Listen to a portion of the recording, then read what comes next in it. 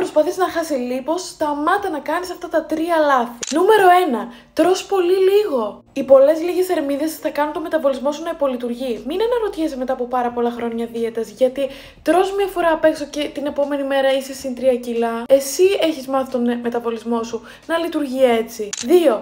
Κάνεις μόνο αερόβιο. Χωρίς βάρη, το σώμα σου δεν θα σφίξει ούτε σε 1.000.000 χρόνια. Συνδύασε βάρη μαζί με αερόβιο για μέγιστα αποτελέσματα. Και έξτρα μπόνους αν αυξάνεις την ένταση σε κάθε προπόνηση με βάρη. 3. Δεν κοιμάσαι αρκετά. Ανεβαίνει η κορτιζόλη σου, πέφτει η ενέργειά σου, πεινάς παραπάνω και είσαι κουρασμένη όλη μέρα. Πώς θα πας μετά προπόνηση? Το σώμα σου αλλάζει μόνο όταν βρίσκεται σε ισορροπία. Οι στερητικές δίαιτες, η τιμωρητική συμπεριφορά προς τον εαυτό σου, το ξέρεις ότι δεν δουλεύει. Αν θέλεις να δουλέψουμε μαζί σωστά πάνω στο στόχο σου, να σου μάθω πώς να τρως για όλη σου τη ζωή και να πετυχαίνεις το αποτέλεσμα που θέλεις χωρίς να ξαναβάζεις πίσω το βάρος σου, στείλε μου μήνυμα. Μόνο αν είσαι έτοιμη.